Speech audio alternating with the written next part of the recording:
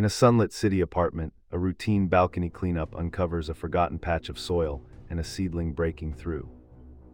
Curiosity grows into action as the resident tends the seed, discovering a micro rainforest of ferns, moss, and a shy thrush.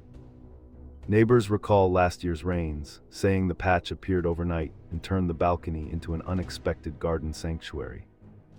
Guided by balcony growing guides, they install a tiny drip system and compostable pots that nurture life without water waste.